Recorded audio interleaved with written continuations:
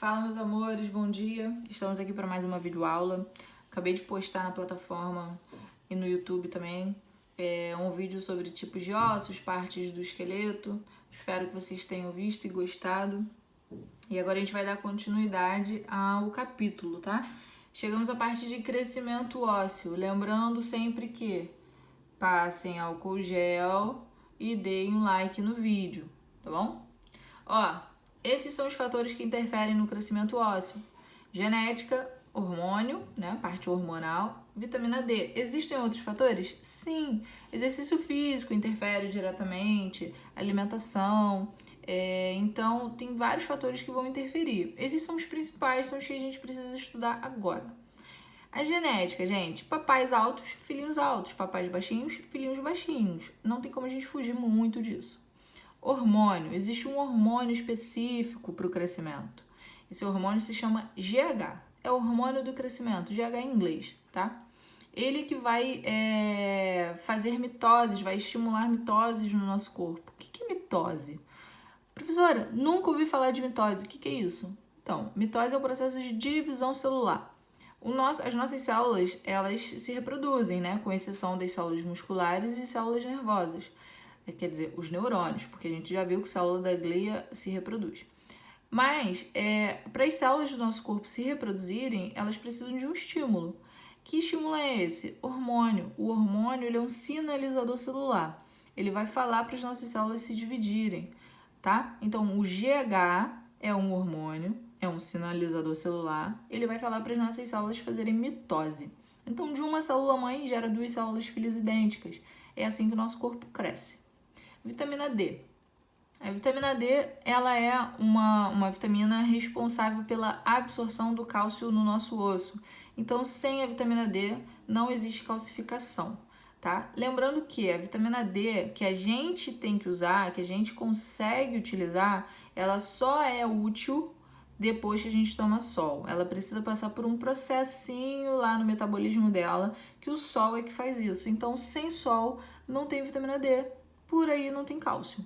Então é por isso que crianças, bebês, recém-nascidos, idosos precisam tomar banho de sol, porque eles já não tomam sol com tanta frequência como a gente, o bebezinho não consegue sozinho, né? Extremidades com cartilagem. Aqui eu coloquei os ossos, o crescimento ósseo, um osso longo, para vocês darem uma olhada nas cartilagens nas extremidades.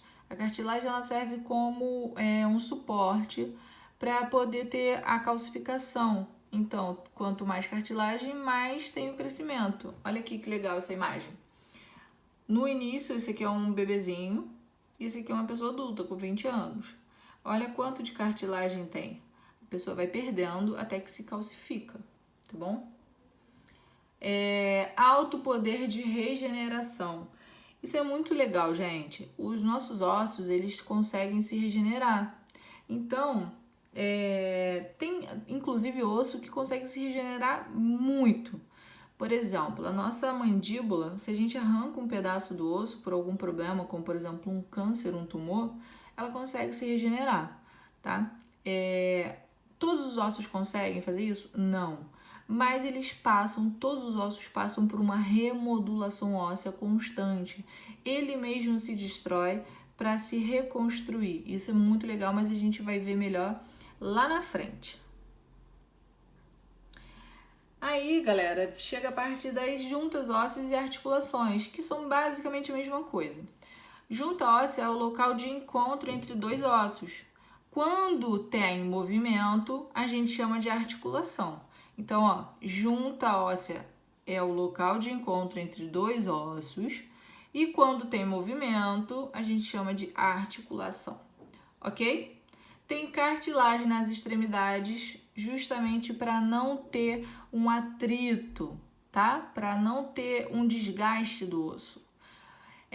Existem doenças que vão perdendo, que as pessoas perdem essa cartilagem e perdem esse líquido sinovial. E aí tem um atrito, um desgaste e tem dor, ocorre dor. Olha só essa imagem aqui. Aqui tem o líquido sinovial, tá? É para evitar o atrito. Olha a cartilagem, aqui, ó, cartilagem, e tem o líquido sinovial para evitar o atrito, tá bom? Para proteger do atrito. Então, ó, existem 2 tipos de articulações. Existem mais tipos, mas agora a gente só precisa ver essas 2, tá? Quando vocês estiverem lá na frente, ou se forem fazer uma faculdade de educação física, um curso de educação física, fisioterapia, medicina, aí sim vocês verão outros tipos de articulação. Mas por enquanto só essas 2 é o suficiente.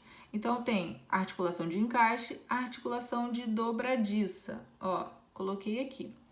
A articulação em dobradiça é o movimento do nosso braço e antebraço. É o sobe e fecha. É o movimento que a porta faz, tá? Então, a articulação em dobradiça é o dobrar mesmo. E a articulação em pivô é aquela que a gente consegue fazer um movimento de rodar, levantar, que é o nosso ombro. Podem fazer aí. Tenho certeza que tem gente fazendo. Isso mesmo, faça para ver como é que é. Ó, coloquei aqui exatamente um braço. Essa flexão aqui, ó, que eu mexo de extensão, vou primeiro levantar, flexão e extensão, abaixar. Esse movimento é o que a gente chama de articulação em dobradiça. Ela é que possibilita esse movimento. Já que entre o nosso braço e a nossa escápula, a gente tem um movimento de rotação, também chamado de pivô, tá bom? Que aí o nosso braço ele tem uma movimentação muito grande. Tem também, algumas pessoas chamam desse tipo de articulação de encaixe, tá? Ou bola soquete, tanto faz. Aqui eu já falei, vamos voltar aqui. Então, relembrando, tem cartilagem nas extremidades, contém líquido sinovial para evitar o atrito. Existem 2 tipos de articulação, a encaixe ou a dobradiça. E só como forma de detalhe, gente, ligamento é o que vai ligar 2 ossos, tá? Para dar aquela resistência, para dar aquela... Opa, vou segurar para eles não se machucarem, tá bom? Para não se soltar. Ligamento. Depois eu vou falar com vocês sobre tendão, quando eu for falar de músculo, ok? É isso, beijos.